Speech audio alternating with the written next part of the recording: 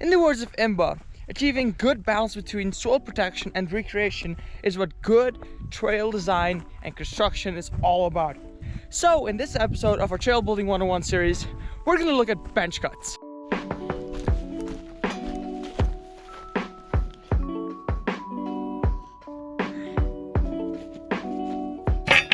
A bench is one of the most common methods used in trail building.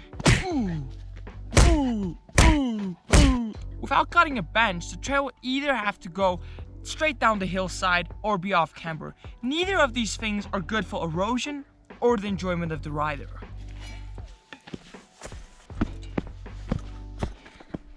So instead we cut down to the mineral soil and level out the trail. That's what's known as a bench. There are three types of bench cut. The first is what Imba calls full bench. This is by far the strongest way to do it. The trail surface compacts uniformly, making it safer, and it ultimately requires less maintenance. The problem with this method is that it takes longer. You have to cut all the way down to the mineral soil to level it out, and you don't use any of the soil that you gain from digging down to fill in the lower hillside. That leads us to the second method.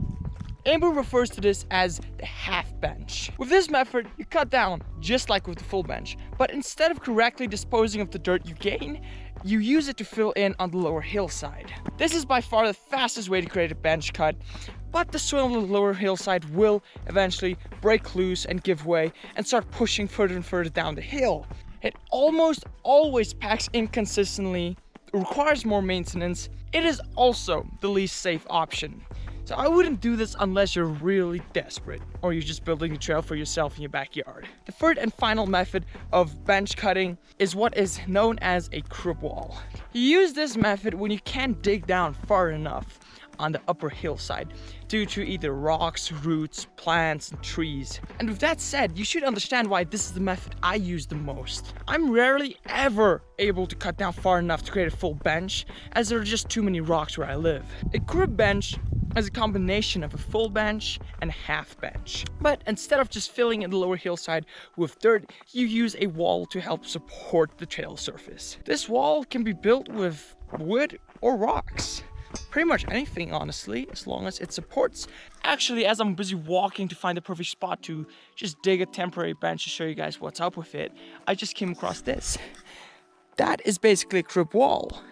They are using rocks to fill in and support the soil. That's not a trail, but that's a perfect example of a crib wall. It's a really terrible crib wall, but it's a crib wall. Now, according to Imba, this method takes the longest and costs the most. However, in my case, the terrain I'm dealing with means it's far easier to just cut a bench, build up a wall, fill it in with soil, and live with a crib wall bench, as I actually find this goes faster. Once again, that's with the terrain I deal with. Wow, what a beautiful day, hey? Now that you know all of your options on which methods to use, let's talk about how to do it and how to actually do it the right way. I just gotta find a spot to do it. This should be perfect, actually.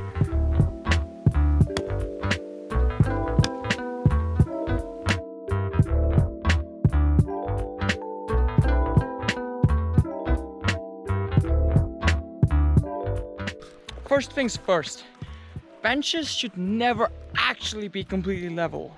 You should always build in something called outslope. Another one of Imba's terms. Basically, the trail surface should always lean slightly down the hillside. According to Imba, the correct number is about 3 to 5%. In layman's terms, just make sure it doesn't look like this and looks a little bit more like this. I hope you guys can actually see my attempt on trying to demonstrate what a bench cut is.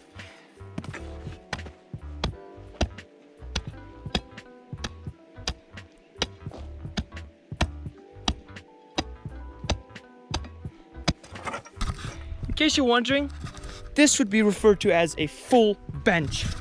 The reason you build an outslope is to keep the water from being disturbed or to start flowing down your trail. In the perfect world, in an untouched place where you weren't digging trails, the vegetation would naturally help disperse the water and it would sheet down the mountain. You never want the water to be focused, as this will quickly lead to erosion. Hence why you put an outslope, as to not disrupt the water flow. Or even worse, it's just not going to get off your trail at all and just start running down it. IMBA also recommends that depending on the trail and the soil type, a trail surface should even have up to 8% outslope when you first cut it. This allows for the trail to settle in, pack down into its final state, and hopefully end up with 5% outslope. The next thing that is critical for the water to be able to sheet down the hillside is back cut or back slope. Basically, this thing right here.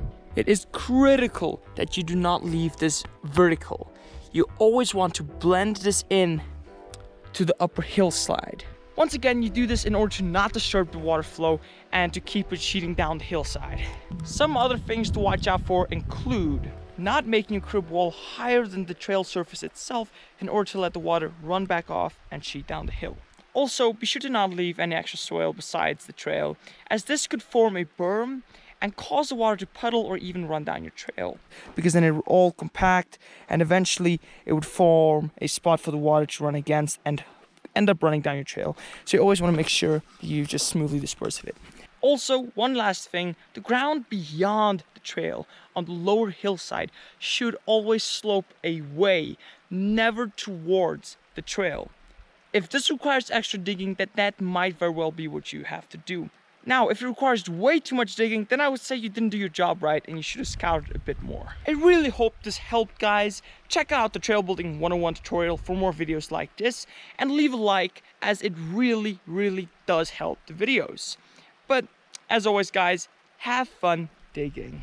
That's it for now.